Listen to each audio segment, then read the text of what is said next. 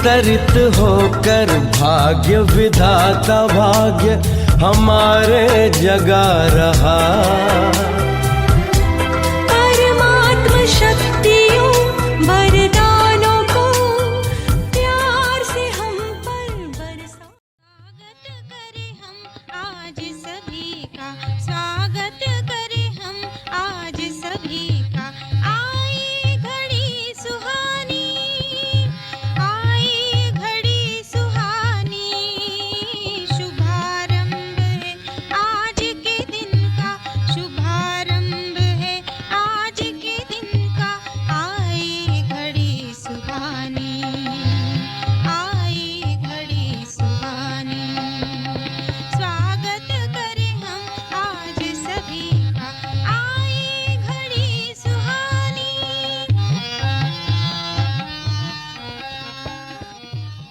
का बहुत दोनों महारथी भाइयों का बहुत बहुत स्वागत है और पूनम बहन का भी अच्छा स्वागत है।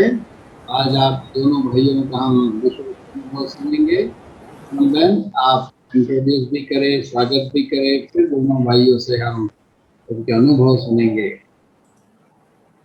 ओम शांति। ओम शांति। भूषण भाई और टीके सिंह भाई दोनों भाइयों को ओम शांति। ओम शांति।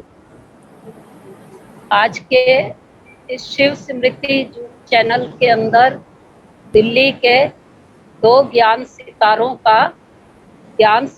की जो महफिल आज जूम पर जमी हुई है, उसमें दोनों भाइयों का तहे दिल से, खुले दिल से जूम चैनल पर स्वागत है, हार्दिक अभिनंदन है। प्यारे बाबा के ऐसे रूहानी सितारे जो सेवाओं के नशे में भरपूर रहते हैं, जो निश्चय बुद्धि हैं, ऐसे दो दिव्य सितारे जिनकी आध्यात्मिक जीवन की यात्रा अगर हम कहें दोनों की मैं अलग अलग सुनाऊं, तो पहले मैं अपने स्नेही भारत भूषण भ्राता जी की जीवन कहानी परिचय सुनाना चाहूंगी कि आपने आध्यात्मिक मंजिल की शुरुआत मुनीर का सेवा केंद्र से प्रारंभ की 1999 में।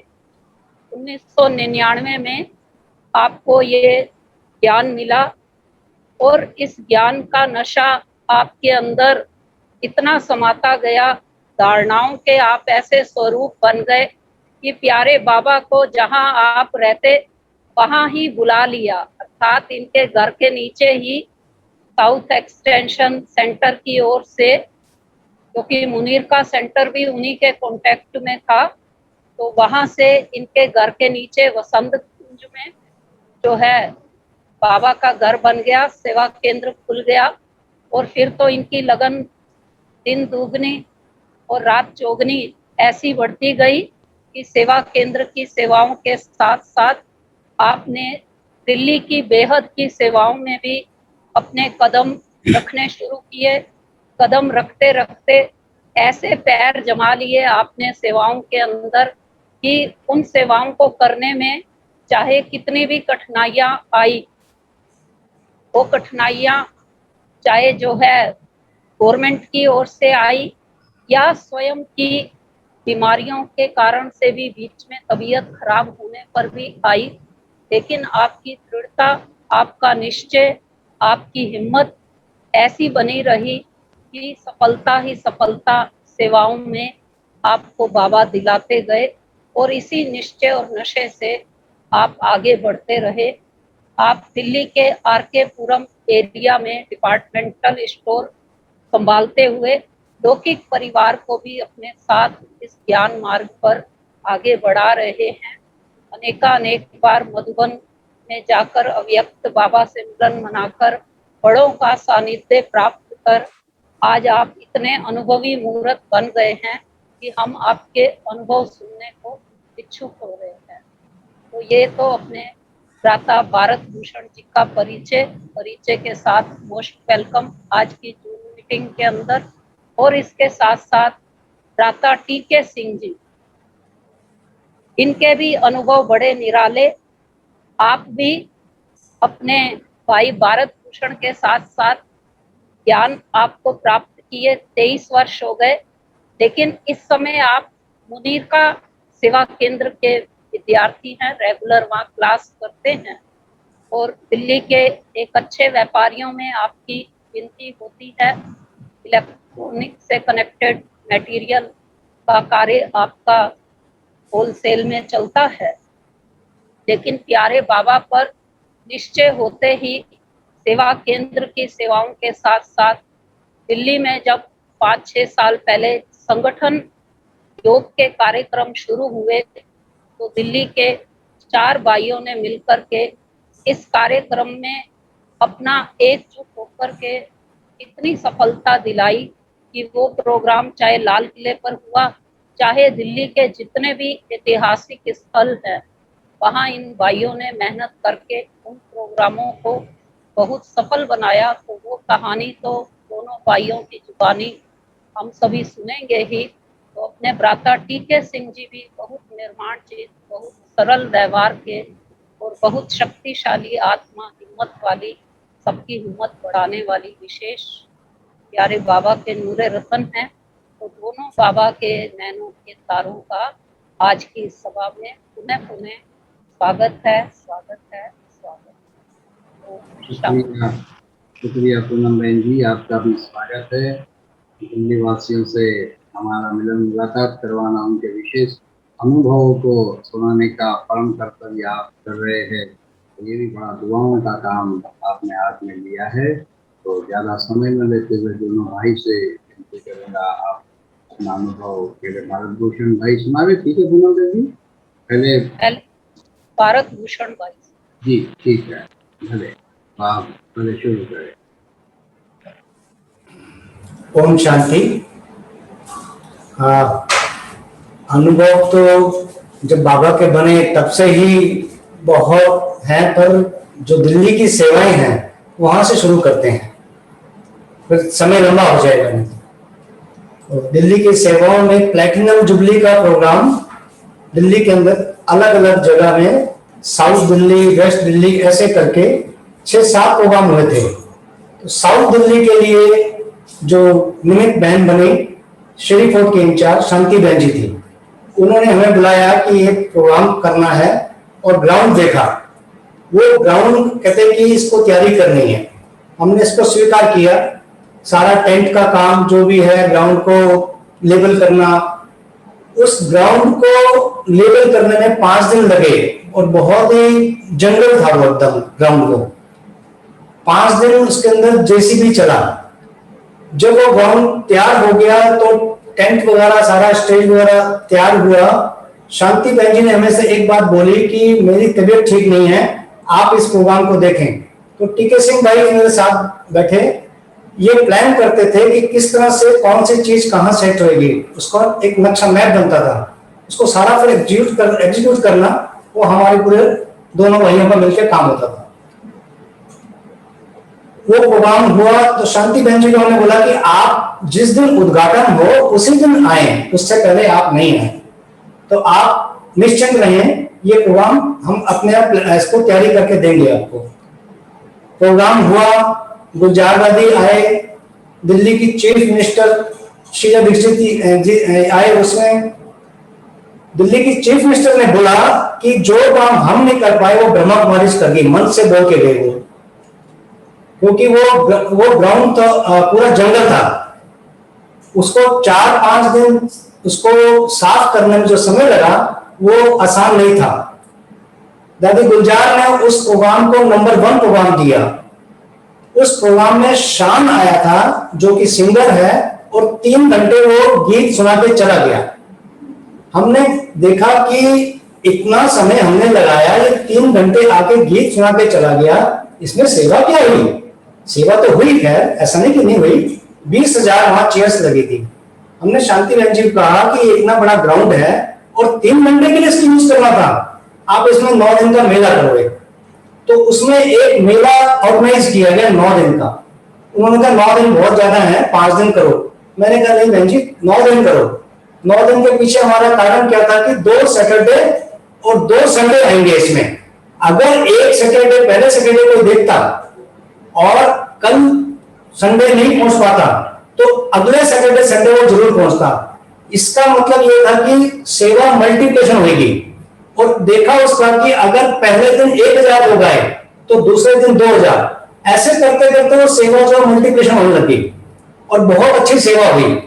तो उसका एक प्रभाव वहां से मेले का, हमारा दिल्ली का पहला मेला हमने जो किया उसका, वो मेले का रिजल्ट आया, सबने बहुत उसकी तारीफ की मेले की, क्योंकि संगठित रूप में उसको किया गया, साउथ दिल्ली पूरी उसके अंदर इन्वॉल्व थी। अब इसके बाद जो उसके अंदर सामान था मेले के चित्र वगैरह, वो शांति बहन जी को हमने बोला कि वो हमें आप दे दो, आप क्या करोगे? कहती मैं कुछ नहीं करूंगी, आप ले लो। हमने उस चित्रों से दिल्ली में 8-10 मेले अलग अलग जगह किए।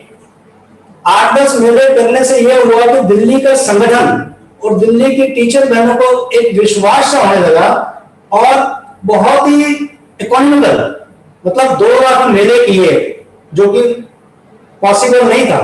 टेंट वाले को भी हमने अपने साथ लिया और उसको यही बोला था कि आप इसमें नो प्रॉफिट नो लॉस में काम करेंगे, या प्रॉफिट भी देते थे उसको पर कम करके, क्योंकि मेरे कुछ संबंध थे उसके साथ और मैंने उसको टेंट का काम खुलवाने में मदद किया था। इसलिए उसको मैंने कहा था ब्रह्मा कुमारी का कोई भी काम होएगा आप उसमें मार्जिन वो लेंगे जो हम कहेंगे। उसने स्वीकार किया। इस तरह से सिलसिला शुरू हुआ दिल्ली की सेवाओं का।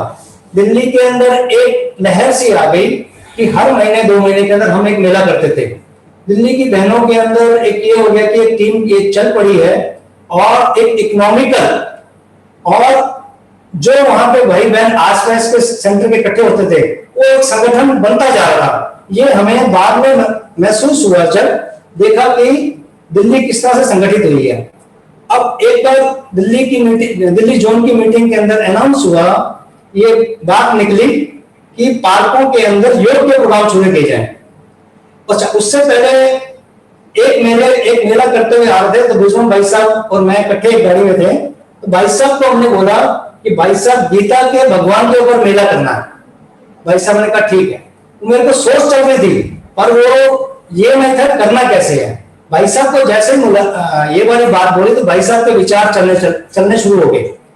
वो मेला इतना बड़ा बना, वजीरपुर का मेला था, वो वजीरपुर में हुआ था। उससे बड़ा मेला अभी तक दिल्ली में नहीं हुआ मेरे ख्याल से, जो मैं सोचता हूं। उस मेले पे होने से पहले प्रेडिक्शन हुई, मौसम विभाग से लिया गया कि 10 दिन जितने दिन मेला है बहुत तेज बारिश और तूफान। तो भाई साहब ने बात ये बाप दादा के सामने रखी। बाबा मिलन में भाई साहब गए, बाप दादा के सामने भाई साहब ने बात रखी कि बाबा ऐसे ऐसे दिल्ली में बहुत बड़ा मेला हो रहा है और ये मौसम विभाग का ये कहना है, प्रेडिक्शन कर रहे हैं कि बहुत बारिश और तूफान है। तो बाबा ने बहुत सहज रूप से यही कहा कि जब ये मालूम है तो इंतजाम करो। भाई साहब आए दिल्ली, उन्होंने बुलाया मुझे, कहते भाई बाबा ने ये कहा है और आप इंतजाम करो। मेरे लिए किसी भी चीज को खर्चा करके करना वो मुझे मुश्किल लगता था, थोड़ा मैं पैसा बचत करता था। हालांकि बड़े पैसे रोकते नहीं थे, वो देते थे, पर मैंने कहा अब इन्होंने बात तो बोल दी है, भाई बाबा ने भी कहा कि इंतजाम करो, हमें इंतजाम करना है। अगर हम उसको वाटर प्रूफिंग करने जाते तो 15-20 लाख रुपए एक्स्ट्रा खर्चा होता हमारा, वो समय भी बहुत लगता उसमें। पर हमने उसको बड़े ही भोलेपन से कि बाबा ने कहा है और हमने करना है। हमने एक ऐसे कपड़े का निकाला जो विंड शीटर होता है जिसमें पानी नहीं जाता, वो कपड़ा लिया। मात्र 60,000 रुपए में पूरा मेला कवर करने का प्लान किया। उस विंड शीटर से टेंट वाले भाई ने सारा मेला कवर कर दिया। इतनी प्रेडिक्शन होने के बाद जो मौसम विभाग का था, क्योंकि बाबा ऊपर से देख रहा था कि मेरी बात को नजरअंदाज नहीं किया गया और बच्चों ने काम किया, वो कपड़ा 3 दिन में उड़ गया हवा से सारा। और मैं अंदर से सोचता थी अब अगर बारिश आ गई तो सारा उड़ाना मेरे सर पे आएगा ये, पर एक बूंद भी पानी नहीं टपका।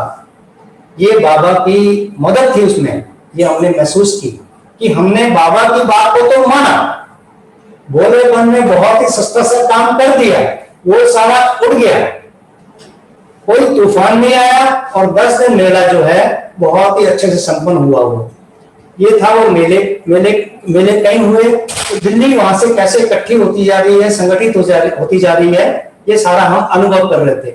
इसके बाद दिल्ली जोन की मीटिंग के अंदर बात निकली कि पार्कों के अंदर योग के प्रोग्राम रखे जाएं, सेवाएं कैसे बढ़ाई जाए। ये बात हमने सुन ली तो हमने देखा कि कोई भी इसके ऊपर एक्शन नहीं हुआ। फिर मैंने आशा दीदी को फोन किया, मैं कहा दीदी ये मीटिंग में बात निकली थी पार्कों में योग की, तो उसके लिए हम प्लान करें? कहते भले करें। एक विश्वास बड़ों को हमारे ऊपर बहुत रहा। ये दिल्ली की सेवाओं का आगे बढ़ने का सबसे बड़ा कारण रहा कि एक विश्वास कि जो भी ये करते हैं दिल से करते हैं और मेहनत से करते हैं और सबको साथ लेके चलते हैं। और किसी को भी हम ये नहीं कि ये क्यों आएगा, सबको आगे रखते चलते थे, उसमें सफलताएं बहुत मिली हमें। ये नहीं सोचा कि हमें आगे जाना, सब आगे जाएं और दिल्ली आगे चलती गई।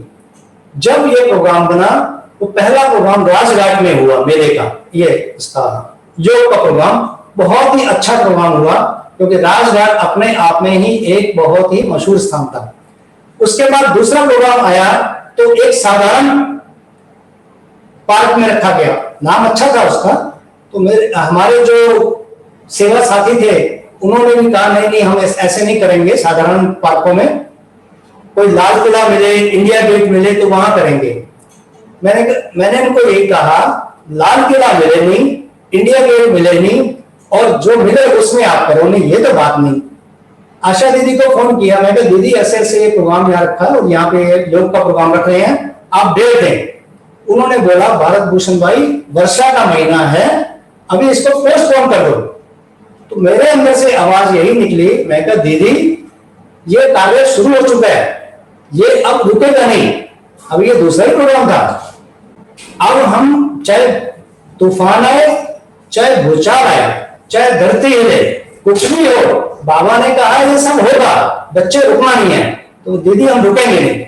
उन्होंने कहा भले करो। तो वो प्रोग्राम, दूसरा प्रोग्राम एक साधारण पार्क में हुआ और बहुत ही अच्छा और उतना ही अच्छा प्रोग्राम हुआ वो। और जैसे प्रोग्राम खत्म हुआ, ये बहनें सारी गाड़ी में बैठी, बहुत तेज बारिश वहां पे हुई, जो वर्षा का था वो भी देखा हमने कैसे बाबा ने अपना काम करा के उसको पूरा किया। इस तरह से करते करते हमने योग के प्रोग्राम जो है हर सेंटर पे जाना, बहनों से डेट लेना, भाई साहब से डेट लेना, आशा दीदी को डेट लेना, उसको दिल्ली जोन में निकालना, फिर वो टीम बनाना है कि भोजन बनाने वाली टीम कौन है, वो भोजन बनाएगी। तो 4 भाई हमारे पास ऐसे थे जो भोजन बनाने वाले थे, उनको हमने बुलाया, उनको बोला देखो ये दिल्ली जोन का प्रोग्राम है, बाबा क्या करता था, क्या बाबा ब्रह्मा भोजन क्या जिसके आप पैसे दो, तो बाबा ने कैसे किया कभी कि पैसे देता था, तो उन्होंने स्वीकार किया कि हम सेवा में आएंगे। इस तरह से ये टीम जुड़ती गई। तो जो भोजन बनाने वाले भाई हैं उन्होंने अपनी निस्वार्थ सेवाएं देनी शुरू कर दी। अब भोजन खिलाने वाली टीम भी, वो भी अलग, हर सेंटर को उसमें जोड़ा गया। अगर 30 काउंटर लगाएगा, 30 सेंटर भोजन खिलाने वाले और भोजन बनाने वाले अलग। इस तरह से ये प्रोग्राम जो सेंटर ऑर्गेनाइज करता था वो अलग। तो दिल्ली कैसे, पूरी दिल्ली को सबको काम देना उसके अंदर, किसी को पार्किंग का, किसी को सिटिंग का, किसी को स्टेज मैनेजमेंट का, ऐसे करके किसी को वीआईपी ग्रीन रूम का, किसी को टीचर बहनों के में जो भोजन खिलाने की डाइनिंग है उसको श्रेष्ठता देने का। इस तरह से पूरी दिल्ली को हम पूरे ये कार्य देते थे, सेवाएं देते थे, जिससे दिल्ली जुड़ती गई। तो ये थे सारे योग के प्रोग्राम। अब इसके बाद चलते चलते हमें मई में एक योग का प्रोग्राम था। उस प्रोग्राम के अंदर थोड़ा सा सब हम भाइयों का विचार चल रहा था आपस में, 5 भाई थे कि बड़ा प्रोग्राम करें हम, 1 लाख का योग का प्रोग्राम, क्योंकि आने वाले 21 जून को राजपथ के ऊपर इंटरनेशनल डे ऑफ योगा का प्रोग्राम था। तो उसको सामने रखते हुए हमने भाइयों ने बोला कि भाई साहब 1 लाख का प्रोग्राम दिल्ली में रखना है।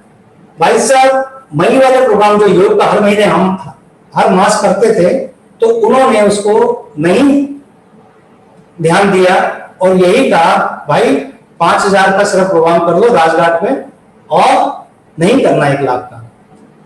भाई साहब चले गए। ऐसे बैठे बैठे मेरे को संकल्प आया कि किसी भाई बैठे थे मेरे साथ ही, हम दोनों नाश्ता कर रहे थे। मैंने कहा भाई अगर 1 लाख का करना है तो लाल किला देखते हैं। वैसे बैठे बैठे संकल्प आया और वहीं से हम चले गए लाल किला। लाल किला सिर्फ स्थान देखा, कुछ नहीं मालूम ये कहां से बुक होगा, कैसे क्या होगा, बुक होता है या नहीं होता ये भी मालूम नहीं। मैंने कहा 1 महीना रह गया है पूरा, अगर इसको लेना है तो अभी ओआरसी जाना पड़ेगा, भाई साहब को मिलना पड़ेगा। भाई साहब तो ना करके चले गए। ये पहला प्रोग्राम जो लाल किला का हुआ था, मैं उसके बारे में बता रहा हूँ कैसे बाबा ने कराया वो। हम लोग शाम को 5 बजे ओआरसी आए, दीदी के कमरे के सामने बैठे परिवार में। दीदी रेस्ट करके उठ के आई। पहले तो उन्होंने ब्लेसिंग दी क्योंकि सुबह प्रोग्राम करके और शाम को हम पहुंचे, वरदान दिया। फिर भाई साहब को फोन किया कि दोनों भाई आए हुए हैं, तो भाई साहब मुरली मंथन के लिए स्टूडियो में पहुंच गए थे। तो भाई साहब ने कहा इन दोनों को वहीं ले आओ। मैंने अपनी बात को रखा, भाई साहब ऐसे ऐसे विचार आ रहा है, सत्ता आ रहा है कि बड़ा प्रोग्राम किया जाए और हम लाल किला का स्थान देख के आ गए हैं और वहां 1 लाख का प्रोग्राम किया जाए। तो उनको कहा भाई साहब बाबा कुछ करवाना चाहता है। भाई साहब सुबह मना करके आ रहे हैं कि नहीं करना, पर क्या बाबा ने उनको टच किया। कहते अच्छा भाई आप कह रहे हो कि बाबा कुछ कराना चाहता है, बड़ा करना चाहते हैं तो बड़े करो, पर अगर नहीं हुआ तो ड्रामा समझ के बैठ जाए। मैं कहा ठीक है भाई साहब। मैंने कहा तैयारी करें, कहते भले करो। हम अगले दिन से हमें मालूम नहीं कहां पे ये बुक होगा, उसकी तैयारी में लग गए। 20 दिन लगातार हम archaeological office, archaeological survey of India ASI के रोज जाके बैठते थे, तब जाके कहीं वो हमारा बुक हुआ 20 दिन। उसके बीच में क्या हुआ, ORC में एक मीटिंग थी, दादी गुलजार उसमें आए और ब्रिजमोहन भाई साहब, आशा बहन जी, बड़ी बहनें और हम 5 भाई और भी बहनें उस बोर्ड मीटिंग में बैठी लाल किला के प्रोग्राम के निमित्त। दादी गुलजार ने यह कहा कि अपनी अपनी राय सब दो, किसी ने राय वहां ऐसी दी नहीं। तो दादी चलते हुए सिर्फ एक ही बात कह गई कि बाद में भी किसी को कोई ख्याल आए तो अपनी राय जरूर देना, एक मत रहना। दादी का ये सेंटेंस जो था, एक मत होके चलना बस। वो मीटिंग खत्म हुई। 21 जून का प्रोग्राम तैयार हुआ था। 21 जून के प्रोग्राम का लाल किला बुक हो गया था। 21 जून का पुलिस सब जगह पूरा सब इंफॉर्मेशन चली गई, सारी बुकिंग हो गई।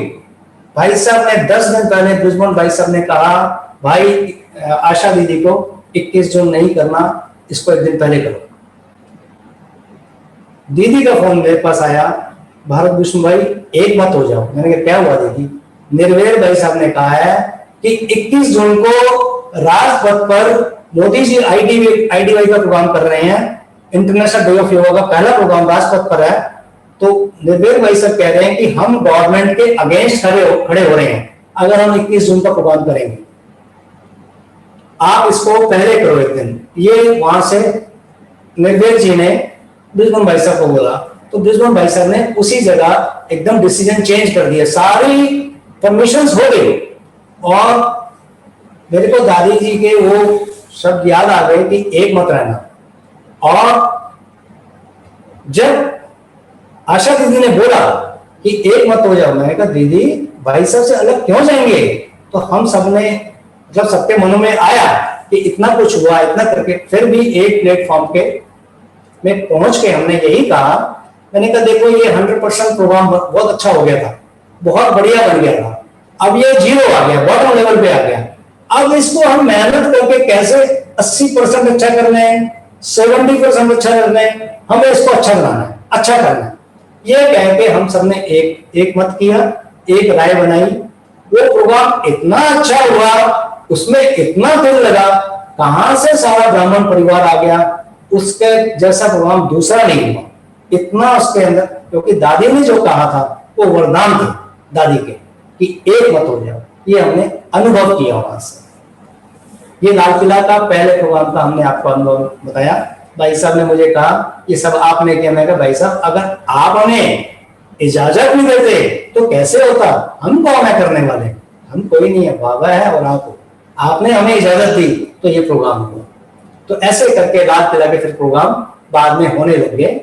और बाद में जब हुए तो गवर्नमेंट ने एक प्लान बनाया कि curtain raiser program. Curtain raiser के अंदर क्या होता है कि लाल किला का प्रोग्राम जो 1 महीने बाद होना है, उससे पहले वो 1 महीना पहले 3 दिन की रिहर्सल करते। तो रिहर्सल के अंदर तालकटोरा स्टेडियम लेते थे वो। तो तालकटोरा स्टेडियम जब पहली बार लिया उन्होंने, उसके अंदर ब्रह्मा कुमारी को लिया कि ब्रह्मा कुमारी एक दिन नाश्ता कराएगी, वहां पे ब्रेकफास्ट लेगी, सारा इंतजाम करेगी। और दूसरे दिन रामदेव, तीसरे दिन रविशंकर जी। पहले दिन जब ब्रह्मा कुमारी का नंबर आया तो वहां पर जो नाश्ता दिया गया और उनको दूध ठंडाई पिलाई गई, वो एक ही तरह के कैसरोल्स स्टील के 25 काउंटर लगाए गए, एक ही तरह की ड्रेस, बैच सबके लगे, व्हाइट ड्रेस में खड़े हुए हैं और डिसिप्लिन वहां खड़े हुए हैं। और इतने अच्छे से परोसा, सबको परोस के दिया उनको नाश्ता। ये गवर्नमेंट के सारे अधिकारी देख रहे थे, आयुष मंत्रालय हो गया या रामदेव वाले हो गए या रविशंकर या जो वहां पे लोग जो आए हुए हैं, वो सब देख रहे थे इनका प्लान कितना डिसिप्लिन है, कितना प्लान है, और स्पिरिचुअलिटी उसके अंदर से उठ के आ रही थी। अगले दिन रामदेव जी का था, वो कंपेयर हमारा मालूम पड़ गया कि ब्रह्मा कुमारी जो कर गई है वो ये नहीं हुआ। इसके बाद रविशंकर जी का था, बात गवर्नमेंट के पास चली गई। फिर अगले साल जब हमारा प्रोग्राम रेड फोर्ट पे था, हमने रेड फोर्ट बुक कराया। आयुष मंत्रालय आके बाहर से खड़े होके नोटिस कर रहा पूरे, ये कैसे काम कर रहे हैं अपने आप, इनको कोई और नहीं कर रहा। हर कोई अपना अपना, वहां 200 सेवाधारी होता था, 150 सेवाधारी होता था, कोई किसी को भी गाइडलाइन नहीं दे रहा, कोई किसी को और नहीं दे रहा। वो सब ये नोट कर रहे थे आयुष मंत्रालय वाले आकर कि एक बड़े सिस्टम से। उन्होंने फिर आके डिस्क्लोज किया अपने आप को, बताया कि हम ऐसे ऐसे आपको वॉच कर रहे हैं, आपके प्रोग्राम बहुत ही प्लान्ड है, बहुत डिसिप्लिन है, कोई यहाँ पे किसी को अपने आप सब कर रहे हैं, ये चीज हमने कहीं देखी नहीं है। आगे से आपको रेड फोर्ट आयुष मंत्रालय गवर्नमेंट देगी, ये वो वहां पे कह के गए और अगले साल दिया। कहते जहां आप कहोगे, जो स्थान आप कहोगे वो हम आपको देंगे। हमने फिर उसके अगले साल जो किया था, जहां प्राइम मिनिस्टर स्पीच देते हैं, उसके नीचे का स्थान जहां पर परेड निकलती है, उस स्थान पे प्रोग्राम किया। तो गवर्नमेंट ने ऐसे करके हमारे को फिर वो प्रोग्राम अपने हाथ में लेके करवाते हमसे थे, सारा प्लान, सारे बाकी उसके लिए फिर फंडिंग देते थे। ये था रेड फोर्ट का प्रोग्राम। अब इसके बाद इंडिया गेट के लिए हमारे को ख्याल चला, क्योंकि दादी जानकी, दादी गुलजार ने स्वीकार कर लिया था भाई साहब को कि हम इस डेट को आएंगे, आप इंडिया गेट का प्रोग्राम करो। इंडिया गेट कैसे लेना मालूम नहीं, पर यह मालूम पड़ गया था इंडिया गेट जो मिलेगा ये होम मिनिस्ट्री से मिलेगा। होम मिनिस्ट्री के लिए राजनाथ सिंह जी थे उस समय। तब ये मालूम पड़ा कि राजनाथ सिंह का कोई रिलेटिव जो है वो लखनऊ में राधा बहन जी के यहाँ क्लास करता। एक दिन मालूम पड़ा कि राजनाथ सिंह जी वहां गए हुए हैं लखनऊ। आशा देवी ने उसी समय फ्लाइट पकड़ी, सीधा वहां से गई और राधा बहन को बताया कि बहन जी ऐसे ऐसे आपके यहाँ पे आते हैं। तो उन्होंने कहा हाँ। राजनाथ सिंह जी साथ मीटिंग कराई गई, उनको कहा भाई, आशा देवी ने बोला कि हमें इंडिया गेट चाहिए योग के प्रोग्राम के। उन्होंने कहा इंडिया गेट हम बिल्कुल देते नहीं है। इन्होंने किसी तरह कमिटमेंट करवा लिया, कहते अच्छा ठीक है मैं दे रहा हूं एक बार, आज के बाद दोबारा कभी नहीं कहना, मैं नहीं दूंगा इसके बाद, आज मैं दे रहा हूं। उन्होंने वहीं से फोन किया कमिश्नर ऑफ पुलिस बस्सी जो होते थे उस समय कि ये ब्रह्मा कुमारी वाले आए हुए हैं, इनको आप इंडिया गेट की परमिशन दे दीजिए। मैंने इधर से ओके कर दिया, आप इनको दे दीजिए। आशा दीदी आ गई। अब जो बस्सी जी हमें टाइम नहीं दे रहे थे, बस्सी जी टाइम नहीं दे रहे थे, और जिस कारण से डेट हमारी नजदीक आ रही थी प्रोग्राम की और स्थान हमारा वो नहीं मिल रहा था। भाई साहब ने हमें कहा, उससे पहले क्या हुआ कि गुलजार दादी बैठे थे, बोर्ड मीटिंग में फिर मीटिंग हुई इंडिया गेट के लिए। तो हमारे मुंह से जो निकला वो हम बता रहे हैं आपको। जो बाबा ने बुलवाया हमने यही कहा कि पूरे विश्व की नजर इस समय दिल्ली पे है और मधुबन की नजर दिल्ली पे है, पूरे भारत की नजर दिल्ली पे है इस समय कि दिल्ली क्या कर रही है, और पूरी दिल्ली की नजर इंडिया गेट पे है। इंडिया गेट कैसे नहीं मिलेगा? मिलेगा इंडिया गेट। क्यों नहीं मिलेगा? इंडिया गेट मिलेगा क्योंकि सबके संकल्प इंडिया गेट पे थे और सबके संकल्प दिल्ली के ऊपर थे। तो इसके ऊपर जब काम करना शुरू किया, राजनाथ सिंह जी से मिले, वहां से ओके हुआ, इधर बस्सी जी जो है वो टाइम नहीं दे रहे थे। तो भाई साहब ने एक दिन कहा कि भाई वो टाइम नहीं दे रहा, हम उसके पीछे नहीं जाएंगे ज्यादा और समय कम होता जा रहा है। भाई साहब ने कहा कि आप सुबह कल 7 बजे नेहरू स्टेडियम आ जाओ। आशा दीदी और भाई साहब सुबह 7 बजे नेहरू स्टेडियम आ गए और मुझे कहा कि आप ये इसका वार्म तैयारी करने का एक ग्राउंड है, उसका नाम वार्म ग्राउंड कहते हैं, वार्म अप ग्राउंड कहते हैं, इसमें प्लान करो। तो मेरे को वाइब्रेशन नहीं आ रहा था अंदर से। मैं कहा भाई साहब ले तो आए हैं, मेरे को वाइब्रेशन नहीं आ रहा। मैं कहा ठीक है, मैं इनके अधिकारी को 10 बजे आके मिलूंगा। मैं 10 बजे आया, गया वहां पे, तो 2 भाई पहले ही बैठे हुए थे वहां पे हमारे। तो उस अधिकारी को, हमने मैनेजर को बोला कि ऐसे ऐसे स्थान के, वो ऑलरेडी बात कर चुके थे। तो उन्होंने मुझे कहा भाइयों ने कि आप रिक्वायरमेंट बताओ, क्या रिक्वायरमेंट है। उनको बोला हमने मैनेजर को कि 100 फुट का स्टेज लगेगा। कहता 100 फुट का स्टेज क्यों लगेगा? आपको तो योगा करना है, योगा करके चले जाना मैट लगा के। मैं कहा नहीं भाई साहब, हमारा प्रोग्राम ऐसा नहीं होता। हमारा जो है ये मेडिटेशन प्रोग्राम। हम ये 100 फुट का स्टेज लगता है, इसमें हमारी बहनें आती हैं, वो बैठती हैं और 20,000 कुर्सी लगेंगी और मैट। कहते नहीं, हम अलाउ नहीं करेंगे आपको। मैं उठ के वहां से बाहर आ गया। मैंने फोन किया भाई साहब को, मैं कहा भाई साहब मुझे नहीं आ रहा, यहाँ पर कोई भी वाइब्रेशन नहीं आ रहा और ये स्टेज लगने के लिए मना कर रहे हैं। ये तो कह रहे हैं मैट बिछाना और फिजिकल योगा करना और चले जाना, तो यहाँ हम नहीं करेंगे। कहते छोड़ दो। अगले दिन फिर भाई साहब ने मुझे बुलाया 7 बजे, कहते राजघाट चलो। राजघाट गए, वहां हमने स्थान देखा, वहां हमें मिल गया बड़ा स्थान 50,000 का। फिर मैंने कहा अच्छा, मैं दोपहर दिन में आके सेक्रेटरी को मिलते हैं इसके और उसको बात करते हैं, क्योंकि हमारी एक बहन जी है अनसुईया बहन जी, वो सेक्रेटरी उनके साथ बहुत नजदीकी संपर्क में है, जिसके वजह से पहला प्रोग्राम राजघाट हुआ था। हम उनके पास गए, उसको बोला भाई ऐसे ऐसे प्रोग्राम है, तो आपका ये वाला स्थान चाहिए जहां 50,000। कहता मेरी नौकरी चली जाएगी, मैं नहीं दूंगा।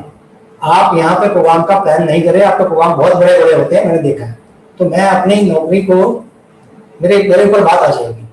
वहां से भी आ गए हम। आ गए तो भाई साहब को फिर, अब कई दिन से भाग रहे थे, मैं ऐसे बाबा के पास जाके बैठा घर में 4 बजे बाबा के पास बैठा।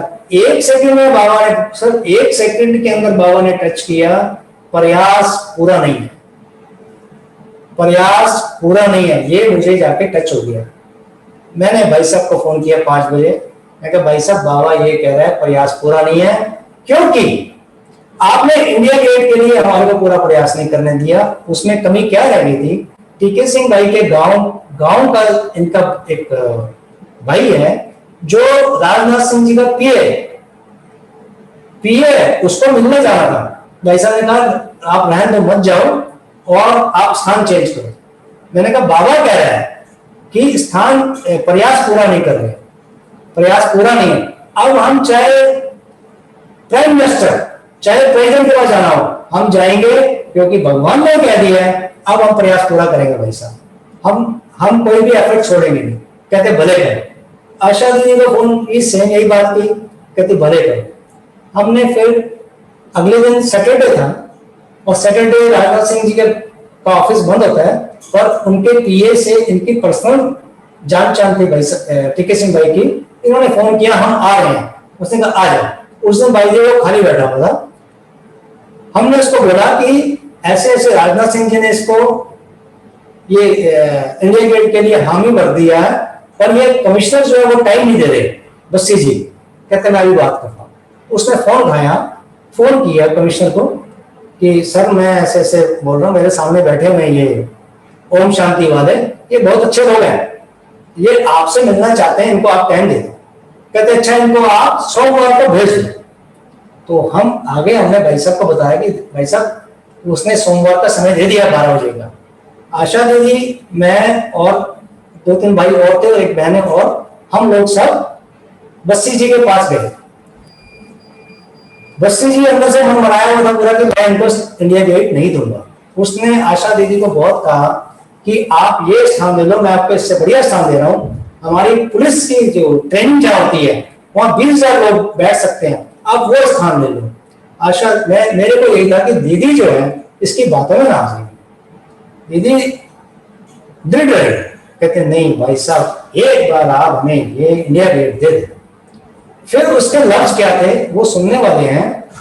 कहता कि आप बहुत शक्तिशाली हैं, आप कुछ भी कर सकती हैं, आप कहीं भी जा सकती हैं, आप 3 दिन कहीं मत जाना। ये बस्सी जी ने बोला आशा दीदी को कि 3 दिन कहीं नहीं जाना, तपस्या करना, ये और बोल दिया। हम आ गए, फिर भी हमने एफर्ट किए, छोड़े नहीं। 3 दिन के बाद जाना हुआ। बिजबम भाई साहब ने आशा दीदी को मना कर दिया कि आप नहीं जाएंगे, वो मना करने वाला है और मैं नहीं चाहता कि संस्था की इतनी बड़ी बहन को कोई ना करे। ये भाई साहब ने कहा, वो राइट था उनकी जगह, क्योंकि आशा दीदी का अपना एक स्थान है कि वो ना करने वाला, और मैं नहीं चाहता कि ब्रह्मा कुमारी की इतनी सीनियर टीचर को कोई ना करे। अब नंबर आया हमारा जाने का, मेरे साथ एक और भाई थे और 2-3 बहनें, और हम सब चले वहां के लिए। मेरे को क्लासेस के अंदर ये मालूम पड़ता था कि जब ज्ञानी जेल सिंह जी थे, इनको मिलने के लिए उनका पीएस टाइम नहीं देता था, तो उसको टाइम लेने के लिए दादी जानकी को फोन किया गया लंदन कि दादी जी 12 बजे हम पहुंचेंगे उसके पीएस के पास, और ज्ञानी जेल सिंह जी का टाइम लेना है, वो टाइम नहीं दे रहा, पीएस ही टाइम नहीं दे रहा, तो आगे कैसे पहुंचेंगे, आप वहां से ले लो। ये बात मुझे मालूम था और वो बात प्रयोग का प्रयोग वहां पर सिद्ध हुआ। हमने भी यही किया, बस्सी जी को मिलने के जाना था। अब हम गए तो हमने एक सेंटर को फोन किया पूरा कि आप पूरा सेंटर जो है योग करेंगे 12 से 1 बजे तक, और अलग अलग बहनों को, माताओं को जो योग करते थे, अच्छे योगी थे, उनको बोला गया आप 12 से 1 योग करेंगे, हमें बस्सी जी को मिलना है, और उसकी बुद्धि जो है वो उस समय चेंज हो जाए। ये कह के 12 से 1 बस्सी जी उस समय 12:45 बजे आए। हमें ऐसी जगह बैठा दिया गया, हम क्योंकि एक रिगार्ड दी गया हमारे को, और ऐसी जगह बैठा दिया गया। एक मीटिंग थी पूरी दिल्ली की डीसीपीज की, कुछ अगले महीने कोई बहुत बड़ा कार्यक्रम इंटरनेशनल होने वाला था जिसमें सारे राष्ट्रपति आने थे, उसके एवज में वहां मीटिंग रखी हुई थी डीसीपीज की। सारे डीसीपीज वहां से निकल रहे थे हमें देखते हुए कि ये ब्रह्मा कुमारी आएंगे, वो जिनको नहीं मालूम पड़ रहा था उनको भी मालूम पड़ता जा रहा था। ये एक ऑटोमेटिक सेवा हो रही थी पुलिस की। 12:45 बजे बस्सी जी आए सिविल ड्रेस में, वो एकदम, उसको थोड़ा लगा कि मैंने इनको 12 बजे बुलाया था। कहता आप आए हो, अच्छा अच्छा, पानी लो, फल लो, तो बुलाया। हमने कहा नहीं हम कुछ लेंगे सर, आप होके आ जाए। कहता नहीं कुछ लेना है, तो वो फिर फल भी आया, पानी बॉटल्स भी आई बिस्लरी की, हमने एक्सेप्ट किया, उसको लिया। फिर 12:45 बजे उसने कहा मीटिंग करके आ रहा हूं, मैं मिलता हूं आपको। 12:45 बजे वो नीचे अपने ऑफिस में, इन बिटवीन 12 से 1 बजे तक योग चल रहा था सेंटर्स पे, या भाई बहने इंडिविजुअल कर रहे थे, उनको वापस फोन किया हमने वहां से। मैंने कहा सब 1 घंटा योग को बढ़ा दो। वो आ गया है, वो इस समय अच्छे मूड में है, आप योग को बढ़ा दो, अच्छे मन में। तो 1 घंटे 1 से 2 तक का योग को बढ़ाया गया। इधर बाबा ने जो इंट्यूशन मुझे दी वो ये थी, ये बोलेगा, बस्सी ये बोलेगा, आपको इस एवज में ये बोलना है। जैसे ही हम अंदर एंटर हुए, उसने वही बोला जो बाबा ने टच किया हुआ था। उसने कहा आपने कोई और स्थान देखा? यही बाबा ने टच किया था कि ये बोलेगा। मैंने कहा नहीं सर, आपने कहा था 3 दिन तपस्या में रहना, हम तो तपस्या में थे, हमने कहां स्थान देखने जाना था। वो अपनी बात से एकदम नीचे आ गया, एकदम। ये तो बात तो राइट है कि कहीं गई नहीं। कहते अच्छा आप ऐसा करो 7 बजे तक इंडिया गेट खाली कर देना। मैंने कहा बस काम हो गया, अंदर से एक खुशी है। मैं कहा सर 7 बजे बहुत अर्ली है, इसको 8 बजे तक कर दो आप। हम 8:30 तक का टाइम लेके गए थे, हमारे जो रिटर्न पेपर्स के अंदर परमिशन के 8:30 बजे हमने कहते चलो 8 बजे तक कर दो, पर उसने ऐसे के ऐसे पेपर को आगे भेज दिया टाइप करने के लिए, उस ऑटोमेटिकली 8:30 बजे जो है वो प्रिंट होके आ गया। तो इस तरह से वो इंडिया गेट का प्रोग्राम की परमिशन हमें मिली। बाबा की किस तरह से मदद थी उसके अंदर, ये सारा ये बताया। तो ऐसे करके सारे दिल्ली के प्रोग्राम संगठित रूप में होते गए। दिल्ली एक मत होती गई। आज दिल्ली जो है पूरा विश्व दिल्ली को देखता है, दिल्ली कैसे मतलब एक मंच पे आके काम कर रही। अनलॉक हुआ, लॉकडाउन हुआ, और इसके अंदर भी सेवाएं हमने किस तरह से दिल्ली में करते रहे, वो भी एक अलग तरह के अनुभव है। सेंटर हमने अपना सेंटर जो है जिसपे मैं जाता हूँ वो हमने बिल्कुल भी बंद नहीं होने दिया एक दिन भी। हमने यही कहा बहनों को, ये दीवारें जो हैं ईंट और सीमेंट की खंडर हो जाएंगे बाबा के बच्चे अगर यहाँ नहीं आएंगे। बाबा के बच्चों से बाबा का घर शोभता। बाबा के बच्चे आते तो यहाँ पे खुशी की लहर दीवारों में जाती, इन दीवारों में भी खुशी होती। और अगर इसको हम लॉकडाउन में बंद कर दें तो इसके बाद क्या? इसके बाद कुछ नहीं। तो हमें ये अनुभव कराना दुनिया को कि यहीं से सब कुछ आपको मिलना है, सुख शांति सब यहाँ से मिलना है। और जब फर्स्ट अनलॉक, उसके पीछे भी कारण था कि दिल्ली जोन की मीटिंग हुई थी, जूम मीटिंग, पहली मीटिंग थी वो। उस मीटिंग में बड़ी बहन ने कहा कि कैसे करें सेवाओं का, तो ब्रिजमन भाई साहब ने कहा गीता बहन जी को बोलो बाबा को भोग लगाएं और पूछें क्या करना है सेवाओं के लिए। गीता दीदी ने श्री फूट के हैं, उन्होंने भोग लगाया तो बाबा को पूछा, बाबा ब्रिजमन भाई कह रहे हैं कि दिल्ली की सेवाओं का कैसे करना, सेवाओं का कैसे करना। तो बाबा ने कहा ब्रिजमन भाई ही बताएंगे। ये हमने सुन लिया।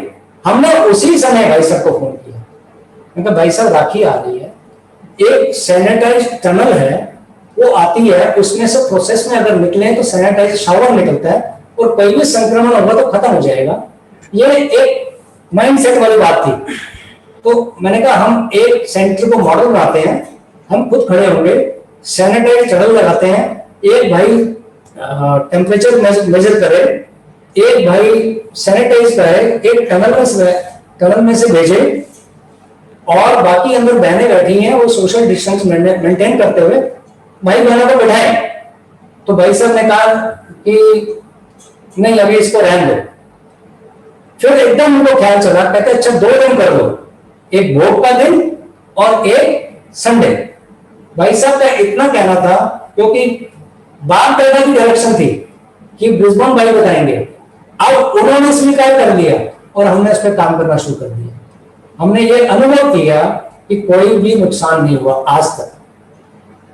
जो बाबा की गाइडलाइन थी भाई साहब ने बोल दिया तो उस पर स्टैंप रख दिया, आज तक कोई नुकसान नहीं हुआ। और लास्ट मई से लेके आज तक सेंटर हमारा एक दिन भी बंद नहीं हुआ, पूरा भोग लगता है वहां पे। हाँ ये है कि आते वही हैं जो डिसिप्लिन है, जो डिसिप्लिन भाई बहन है या जो वारिस क्वालिटी है वही आते हैं, और उनको हम सोशल डिस्टेंस पूरा मेंटेन करते हैं, पूरा मास्क लगवा देते हैं, हैंड सैनिटाइज करते हैं, भोग भी वही खाते हैं। वो बहनों को मैं एक बात और कहता था, अगर आज के समय में ब्रह्मा बाबा होता क्या सेंटर लॉक करता? कभी नहीं करता। संदली से मुरली चलती, कभी भी बाबा मन नहीं करता। बहनों को कहता कि मुरली चलाओ और सामने वो बच्चे बैठे जो डिसिप्लिन में आए, वारिस क्वालिटी आए, चाहे 5 आए, सेंटर के अंदर मुरली बंद नहीं होगी। ये सारा विजन मेरे को बाबा ने ऐसा सोच दी, उस सोच पे हमने काम किया तो वो भी हमारे को बहुत सफलता मिलती रही उस टाइम। फिर अब इसके बाद अभी बाबा ने एक और दिया विजन कि अंत समय की तैयारी। अंत समय की तैयारी में क्या है कि जो आदि में भट्टी बनी, आदि में भट्टी बनी वो अंत में बनेगी, उसके लिए प्लान चल रहा है। अब बाबा ने ये भी बोला है कि 6 महीने का राशन रखो। अब 6 महीने का राशन हमने देखा कि ओआरसी में है, पर बिजली का इंतजाम नहीं था। उसके ऊपर प्लान किया। भाई साहब को 2 साल पहले बोला हमने, जब समय चल रहा था, कोरोना नहीं था, तो 2.5 साल पहले आशा दीदी को बोला कि दीदी अंत समय में ओआरसी में लाइट नहीं होगी। कहते दीदी ने बहुत ही सरल भाव से कहा कि बाबा ने तो बोला वो लाइट मिलेगी। मैं कहा दीदी मिलेगी, पर आपने उसमें इंतजाम नहीं किया। कहते इतना सोलर लगा हुआ है। मैं कहा वो सोलर यूज हो रहा है, बिजली का बिल आज का बच रहा है, पर हमारे पास स्टोरेज कैपेसिटी नहीं है इसकी। स्टोर के लिए हमारे को बैटरी पे जाना पड़ेगा इसकी। और फिर उसके ऊपर काम करना हमने शुरू किया। ड्रामा और बाबा कैसे मदद कर रहा था ये हम देख रहे थे। 2012 में एक बहन निकली जो बॉम्बे में क्लास करती है आज के डेट में। वो जर्मन की बैटरी, लिथियम बैटरी आती है, उस पे काम कर रही है। वो उसको अच्छी नॉलेज। वो बहन हमें मिल गई एग्जीबिशन में। तो ऐसे ड्रामा के अंदर लिंक होते होते अब हमने वो ओआरसी के अंदर भी बैटरी बैंक का जो अंत समय की लाइट का वो भी कर लिया उसको, क्योंकि समरसीबल यहाँ लगा हुआ है, पानी के नीचे से जमीन से आ जाएगा। पर अगर लाइट नहीं होगी तो इलेक्ट्रिसिटी नहीं होगी, पानी कैसे आएगा। ये सारा काम ऐसे करते करते अब ये अंत समय की तैयारी पे चलता जा रहा है। मुझे लगता है कहीं मैं ज्यादा आगे ना निकल गया टाइम से। कोई बात नहीं। हाँ, आगे और बहुत अनुभव है बाबा के, अभी इतने। थैंक यू भाई साहब। तो अभी भाई साहब आप भी अपने जीवन के अनुभव का खजाना शेयर करें। ओम शांति भाई साहब। अभी भारत भाई ने तो सेवाओं का अनुभव सुनाया और हम सब सेवाओं में साथ रहे और आज करीब 21-22 साल हो गया एक साथ रहते हुए। और सबसे अच्छी बात यह है कि हम दोनों में कभी वैचारिक मतभेद नहीं हुआ। इस दुनिया में रह रहे हैं तो छोटी मोटी बातें हो सकती हैं, लेकिन वो थोड़े सेकंड के लिए होती हैं, फिर वो सब खत्म हो जाती हैं।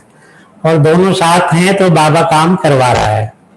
आज पूरे दिल्ली जोन में हम दोनों का ये है कि ये दोनों एक साथ चलते हैं, एक मत होके चलते हैं और इसीलिए बड़ों का भी सारा विश्वास है, इसीलिए हर काम सहज हो जाता है। मैं अपने जीवन का अनुभव सुना रहा हूँ, ज्ञान का थोड़े समय में इसको करता हूँ कि मैं कैसे ज्ञान में चला। एक्चुअली हमारा इलेक्ट्रिकल पैनल का बिजनेस है।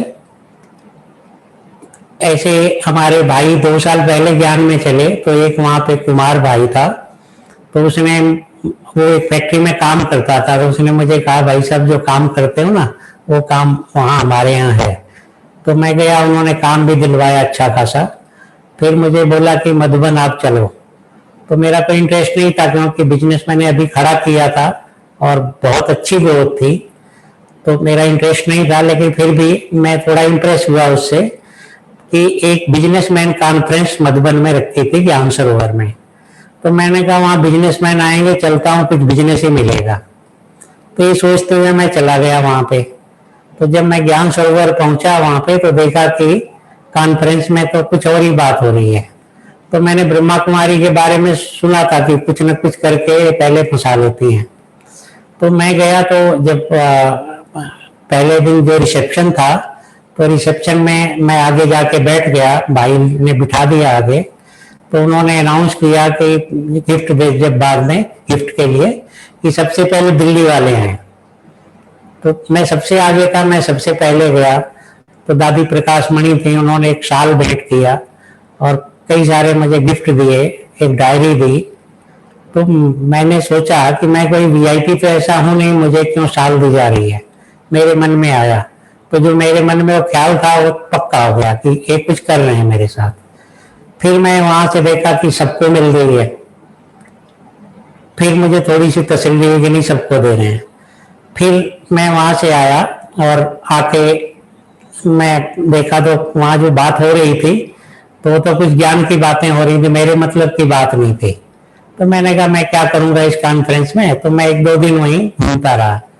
लेकिन ड्रामा में पता नहीं क्या था कि सुबह मनोहर दादी मुरली सुनाती थी और मैं सुबह उठ के मुरली में चला जाता था रोज, और रोज जाके रोज मुरली सुनी। 4 दिन में रहा वहां पे। तो वहां का अनुभव लेके सारा मैं आया दिल्ली, तो अच्छा तो बहुत लगा। तो मैं आके अनुभव सुनाया कि अगर स्वर्ग देखना है तो जाके माउंट आबू में देखो, ब्रह्मा कुमारी आश्रम में। ऐसे करके एक समय आया कि एक प्रोग्राम था दिल्ली में, तो वहाँ पे मुझे बुलाया गया। कानपुर की आशा दीदी थे, उनके थ्रू ही मैं मधुबन गया।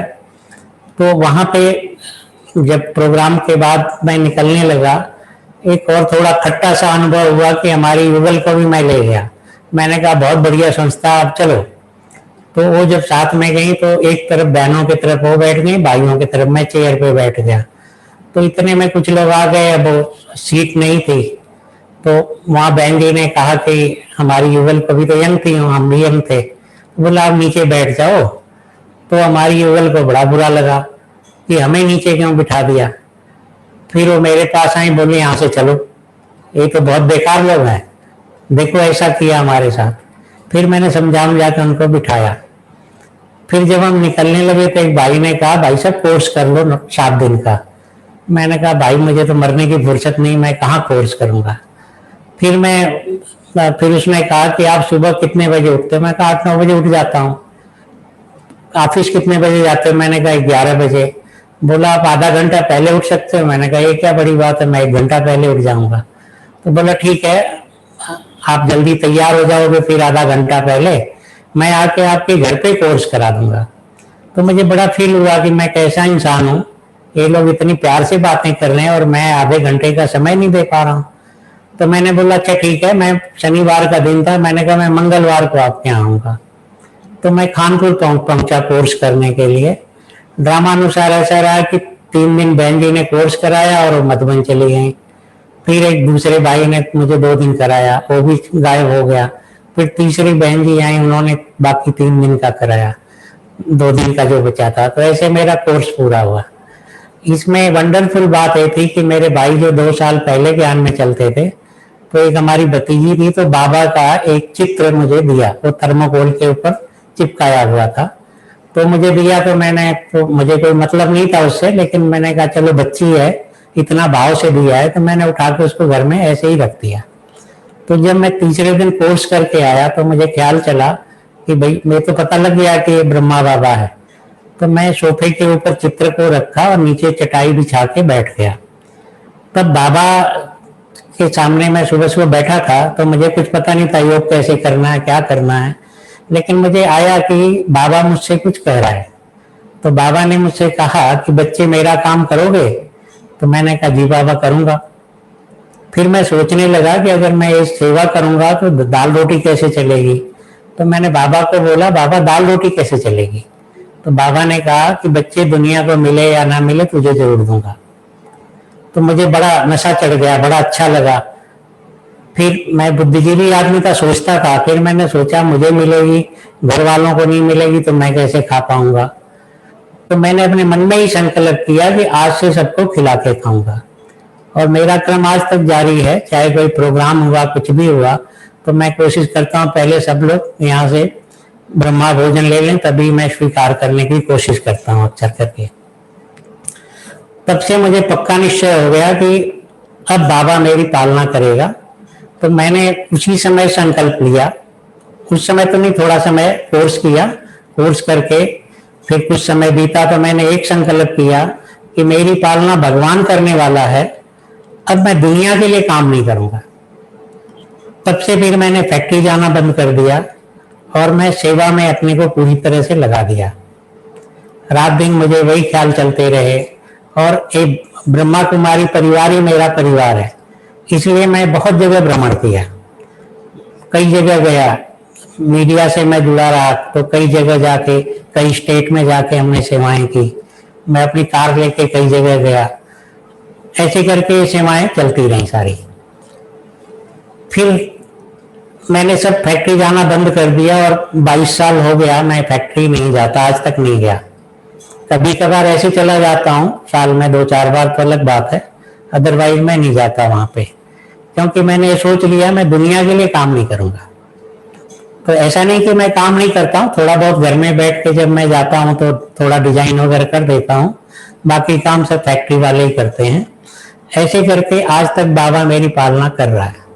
और जब मैं बाबा का बना तो मैंने कहा नहीं, अब मैं अपने पास कुछ नहीं रखूंगा, तो मेरे पास जो भी प्रॉपर्टी थी, जो भी पैसा था, मैं एक पैसा अपने पास नहीं रखा। तब से मैंने सब खत्म कर लिया, सब सेवा में लगा दिया जहां लगा सकता था। और तब से लेके आज तक बाबा मुझे पाल रहा है। मेरे 3 बच्चे थे, छोटे छोटे थे, वो सब भी पल के बड़े हो गए, सब कुछ मतलब सेट हो गया, सब चल रहा है बढ़िया। और भारत भाई ने सुनाया कि कैसे ये सब सेवाएं चल रही हैं सारी, और हम दोनों मिलके करते हैं। और बड़ों का इतना विश्वास है। एक विश्वास की बात बताते हैं, हमारा ओआरसी में एक म्यूजियम बना है यहाँ पे, तो बन रहा था उसी समय हमारा कुछ सोलर का काम चल रहा था। तो जो मैं पैनल बनाता हूँ, इलेक्ट्रिकल पैनल, तो सुरेश भाई जी थे, 1-1.5 महीने पहले उन्होंने अनुभव सुनाया, दिल्ली के हमारे साथी हैं। तो सुरेश भाई ने ब्रिजमोहन भाई साहब को बोला कि ये टीके सिंह भाई हैं, पैनल बनाते हैं। तो उस 7 लाख रुपए का बन रहा था, तो मैंने कहा भाई साहब 3.5 लाख रुपए मैं यहाँ से लूंगा, बाकी मैं लगा लूंगा, कर लूंगा। तो ब्रिजमोहन भाई साहब को उन्होंने मेरा परिचय दिया कि ये पैनल बनाते हैं। तो भाई साहब तो मुझे पहले से जानते थे, तो भाई साहब ने थोड़ा उनका मजाक करते हैं, तो बोला अच्छा किया भाई, आपने परिचय करवा दिया, बहुत बढ़िया। फिर उन्होंने कहा कि ये 7 लाख रुपए का पैनल है। तो भाई साहब ने कहा इनको 17 लाख रुपए दे दो, ये लेके कहाँ जाएंगे, सेवा में ही तो लगाएंगे। तो भाई साहब ने जब ये बात कही तो मेरी आंखें भर आई। इतना विश्वास बड़ों का है मेरे ऊपर, तो मैं वो पक्का कर लिया। और वही चीजें लेके, वही यादें लेके हम आगे बढ़ते गए, सेवाएं चलती गईं। और इसमें सबसे बड़ा हाथ रहा कि बड़ों का विश्वास रहा, जिसके कारण सारी सफलता मिली। नहीं तो हम लोग घर में रहने वाले, तमाम बातें भी होती हैं, लेकिन इनका विश्वास रहा, इस कारण से हम लोग आज सफल होके ये सेवाएं दे रहे हैं। बाकी भारत भाई ने अंत में जो सुनाया, अंतिम समय की तैयारी, तो ये भाई साहब आशा दीदी को बात हुई और इसके ऊपर हम लोग 2.5-3 साल से काम कर रहे हैं कि अंत के समय में क्या होगा, कैसे होगा, कैसे ब्राह्मण हमारे सेफ रहें, क्योंकि इस प्रकृति को भी सकाश देना है, श्री कृष्ण आएगा उसको भी सकाश देना है, सारी तैयारी करनी है। तो उसके लिए ब्राह्मणों के लिए मिनिमम जो सुविधा है, कम से कम पानी मिल जाए, 1 रोटी मिल जाए खाने को, बाबा ने पीछे मुरली में कहा चावल दाल मिलेगा, वो कुछ मिल जाए। इसके लिए हम कैसे तैयारी करें। इवन ओआरसी में अभी थोड़ी देर पहले आशा, हम ओआरसी में ही बैठे हैं, अभी आशा दीदी को मिले थे तो बात हो रही थी, तो हमने कहा कि आगे हमारी प्लानिंग है कि हम 150 हैंड पाइप ओआरसी में लगाएंगे। तो कहते हैं अच्छा, कहते हैं तो बहुत अच्छा है, मैनुअल होना चाहिए कुछ, क्योंकि हमने अंत में प्लान किया ओआरसी में हमारे 5000 लोग रह सकें, जिसके ऊपर हम लोग काम कर रहे हैं। उसमें भोजन भी है, पानी भी है, क्योंकि गैस भी नहीं मिलेगी, कुकिंग गैस नहीं होगी, बिजली नहीं होगी, बहुत चीजें हमारे पास नहीं होगी। तो उसके लिए हम कैसे आज अपनी तैयारी कर लें। तो चाहे हम अपने घर में रह रहे हैं, चाहे हम सेंटर पे रह रहे हैं, हमें वो स्थान बनाना पड़ेगा, क्योंकि विश्व को सकाश हम वहीं से दे पाएंगे। और सकाश तो हम दे सकते हैं, क्या व्यवस्था होगी वो तो उसी समय पता चलेगा, लेकिन जो हम तैयारी मिनिमम कर सकते हैं वो हम तैयारी करें, यही हमारा मानना है। बाकी बाबा की पालना तो बहुत मिली है, कैसे बाबा ने पाला है। हमारी आंख करीब 6 साल पहले खराब हो गई, मुझे बहुत कम दिखता है, लेकिन किसी को पता नहीं चलता आज तक कि मेरी आंख खराब भी है। तो बाबा जो है वो पालना दे रहा है, चला रहा है। लाल किला का पहला प्रोग्राम हुआ, उसी समय मेरी आंख का ऑपरेशन हुआ, और भाइयों ने कहा भाई साहब वो नक्शा दे दो, स्टेज बनानी है, ड्रामानुसार वो काम मेरे पास ही है। तो मुझे दिख नहीं रहा था, तो भारत भाई को मैंने अपने घर पे बुलाया, और अपनी मेरी बेटी है उसको बिठा के मैं पेपर पे पेंसिल से बनाता गया और लिखता गया कि ये बनाना है। फिर उससे मैंने नक्शा बनवाया, फिर उससे पूछा क्या बनाया, फिर इन लोगों को नक्शा दिया, इन्होंने फिर स्टेज बनाई, जहाँ पे हमारे 50-60 हजार भाई बहन आए थे उस प्रोग्राम में। वो पहला प्रोग्राम लाल किला का था, इंटरनेशनल डे ऑफ योगा। तो ऐसे करके बाबा ने तो बहुत सारा अनुभव कराया हुआ है, कभी और समय मिलेगा तो अनुभव शेयर करेंगे। बाकी अभी समय हो गया है, हम सुनाने को तो बहुत कुछ है, तो फिर आगे कभी हम लोग करेंगे इसको। ओम शांति। Thank you. ओम शांति।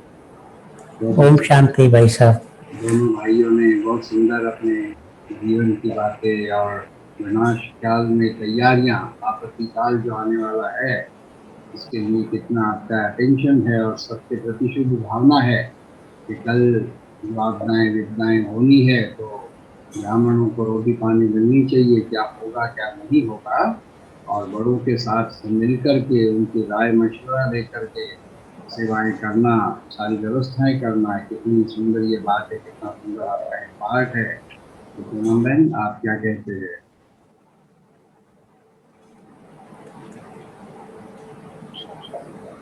सुंदर दोनों भाइयों का प्रैक्टिकल का रखते हुए जो इन्होंने सेवाएं की और लास्ट तक अभी भी चाहे लॉकडाउन चल रहा है लेकिन जून के द्वारा भी दिल्ली का संगठित योग चलता ही है हर महीने के अंदर, लेकिन उसके साथ साथ ORC की भी सेवाओं का पूरा ध्यान रखना स्कूल सक्षम वो भी आप कर रहे हैं, तो ये भी आज मालूम चला। तो इन सब सेवाओं के लिए बाबा तो क्या सारा ब्राह्मण परिवार भी आपको मुबारक देता है कि आपकी हिम्मत इसी तरह से बनी रहे, ना सिर्फ दिल्ली लेकिन जहाँ भी आपकी सेवा की आवश्यकता हो वहाँ प्लानिंग के साथ प्रैक्टिकल भी आप अपना सहयोग दे सकें, ऐसी शुभकामना आपके लिए है। ओम शांति। ओम शांति। थैंक यू पूनम बहन जी, आपने भी विशेष बाबा के प्रवचनों से आज मिलाने का कार्य किया, आपको भी बहुत मुबारक।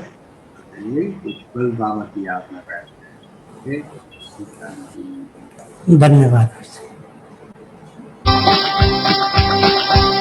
हो गई पूरी दिल की आशाएं जब से बाबा तुमको पाया है, जब से बाबा तुमको पाया है। बस एक तुम ही तुम हो दिल में मेरे, बस एक तुम ही तुम हो दिल में मेरे, तुझे पा करके सब कुछ